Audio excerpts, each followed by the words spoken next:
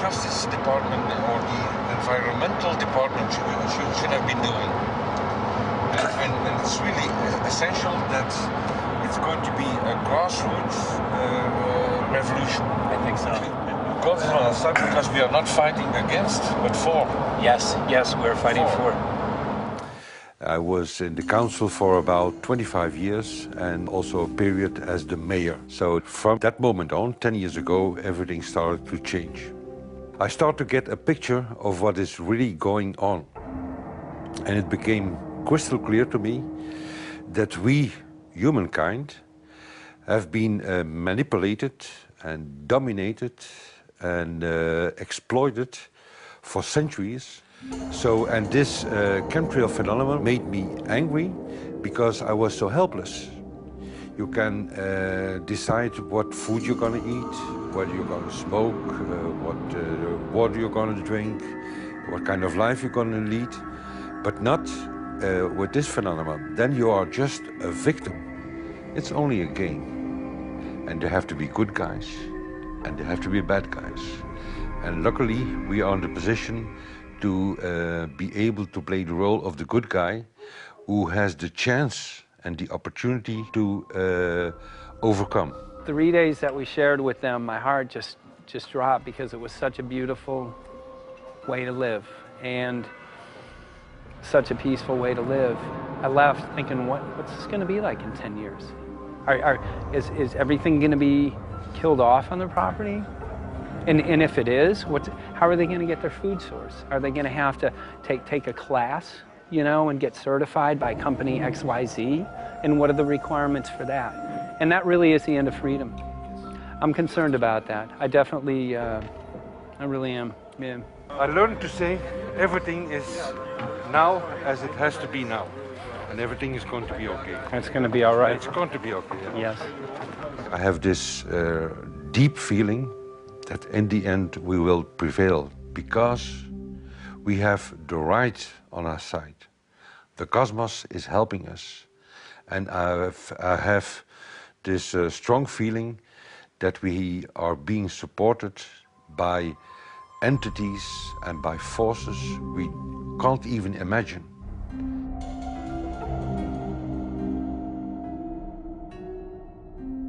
Here for the first time we have this scientific proof that we are being spread.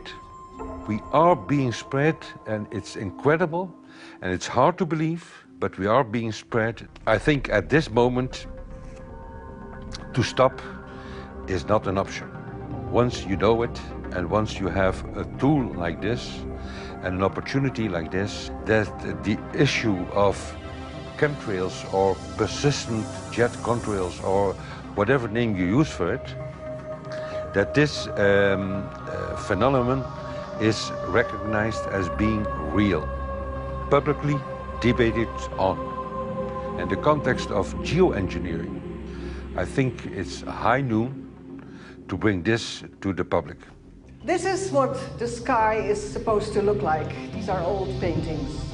We forgot this, I'm afraid. In the years that I have been a medical research journalist, I have looked at many things, and I found the same three issues in whatever I'm looking at.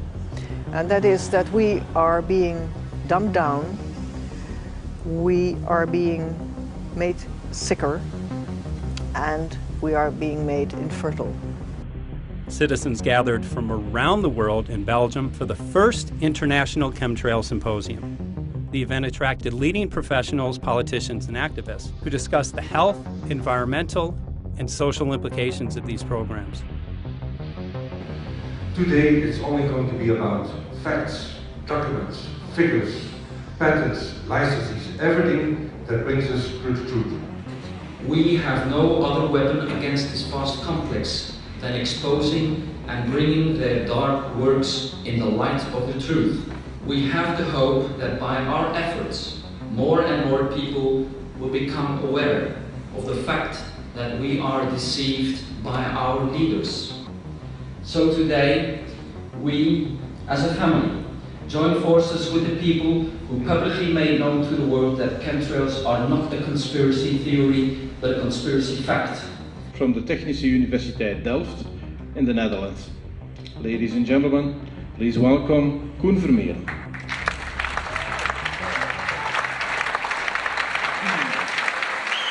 Well, I'm Koen Vermeeren. I'm a university professor of Delft University of Technology. Usually people are with their heads to the ground in their own two-dimensional space and they don't look up. But if you do, you see more and more spaces like this. And it worried me too. I have no explanations to our students about these phenomena. And then I studied it myself and I found out that I couldn't give them the answers they wanted, because I think that the phenomenon is not natural. It's not natural what is happening, and the explanations that are given to us are not enough for me. If you look at them from a scientific point of view, the first thing a scientist does is trying to explain something. Because I'm smart and my students are not as smart yet, so I have to give them answers to questions. But if you ask most scientists honestly, they cannot answer all your questions. If people are using climate control over our heads, I want to know about it. I want to know the consequences, I want to know the health impact, I want to know everything. I need, as a teacher in my university, to give answers to my students. And they have good questions. And I don't have the answers, and I want to know. Excellent. And we should discuss this. Ladies and gentlemen, for here you in the auditorium and for all over the world, Michael Murphy.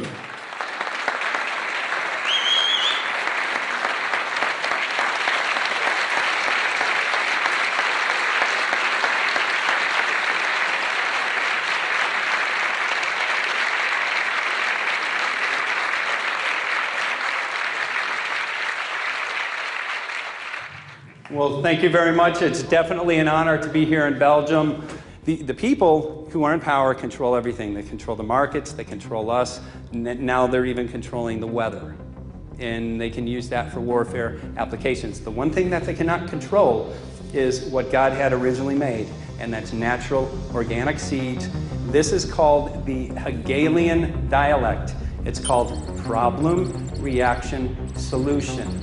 The problem here is massive amounts of aluminum, things starting to die. The solution is company X that says, hey man, you're not getting yields on your crop. Everything's dying. But I got the solution, I got a seed that will grow in this environment. The only problem is now you have to start buying from me. We're a little concerned that maybe part of this agenda could be to kill off anything that's natural and organic and re-engineer it with aluminum-resistant GMO seeds. Many may know we just got back from a week of filming in Hawaii, and it was an incredible trip. A big concern for the people there is they're beginning to see softening of the coconut trees. But their concern is that these programs may again be part of a broader agenda to destroy anything that's natural and organic, so that the corporate redesigned GMO foods might be the only source of food for people. I didn't anticipate so many people, young and old, who are interested in this phenomenon and are concerned about it. And I especially liked the address that the young girl gave today. Only 17 and already making an address to the audience. That is, well, incredible. My name is Sofia Xenidis. I am 17 years old. It is quite scary to know that the air we breathe is not what it's supposed to be. That the food we eat and the water we drink contain traces of those substances which are sprayed out over all of us, as though we were being poisoned like insects. The feeling that this is causing me are feelings of deep anger and rage. I don't want to be poisoned, I don't want to be infected with cancer, and I'm just so angry that this global poisoning can be going on such a massive scale, and not enough is being done to stop this crime. A clear answer to one question. Are we being sprayed? Have we been sprayed? And is it their intention to spray again and again? What are we going to do about it? How are we going to deal with it? How are we going to stop it? I know the answer. There is only one person who can stop it. And you know it. You are. You are the person, the one you have been waiting for. We are magnificent, beautiful, godlike, divine human beings. Ladies and gentlemen, sisters and brothers, in this auditorium and in the whole world, thank you so very much for being present with us. And for now, please enjoy this anthem.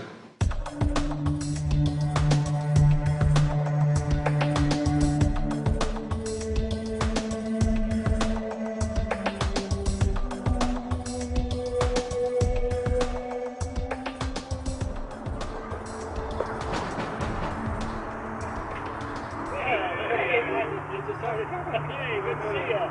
Hey, right on time. Come on in. So, anyway, I'm glad that the weather's been good for you fellas so far. Just think if we were doing this in the wintertime, you might, if you're going to Washington, D.C., you might run into snow. Thank God we're not. That's right. You know, it's interesting because of the different weather modification programs. There's something like, I think, right around 32 in the continental U.S. alone going on. So the theory is that geoengineering is in part weather modification. You know, Mike, that's a very good point. There are so many subsets connected with this issue of geoengineering. People are writing to us all the time with information about the connection to global warming, the connection to weather modification. Some people think there's a connection with Morgellons disease. Others think it's kind of a means of transmitting electromagnetic impulses from the HAARP antenna system up in Alaska and Siberia. Boy, it gets your head spinning. And each area, I think, is worthy of investigation, but we have so little time. I think it's wise for us to stay focused on just the aerospraying and the toxic effect of these chemicals and the destruction of the planet and the damage to human health. What more do you need than that to convince people that we have to put a stop to it? So to stay focused, I think, is our mission on this one.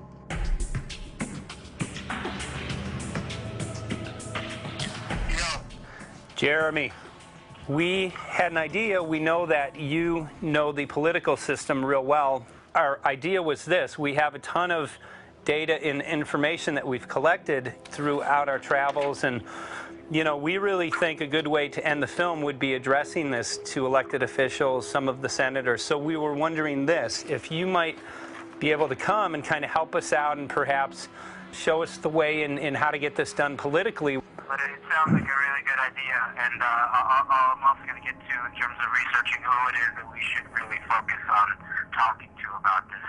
At the very least, if we could make it impossible for them to claim that they don't know at this point, we can strip away their plausible deniability that they haven't heard of the data that points to geoengineering stratospheric aerosol operation already going on. At the very least, it should be very interesting to go to District of Criminality and put some people on alert.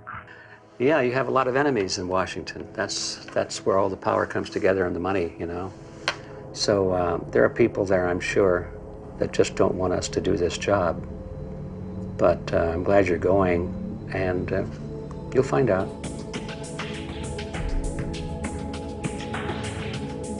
We took the data to Washington, D.C. There we presented our elected officials with the following letter. According to the 5th article of the Bill of Rights amending the Constitution for the United States of America, no person shall be deprived of life, liberty, or property without due process of law. But the daily spraying is depriving all persons living within the United States of life, health, liberty, and integrity of our common and private property without due process of law. As a representative of the people of the United States of America, we insist that you do everything in your power to protect us and immediately put a stop to geoengineering spraying at once. There exists no justification, legal or otherwise, to poison the planet and its inhabitants.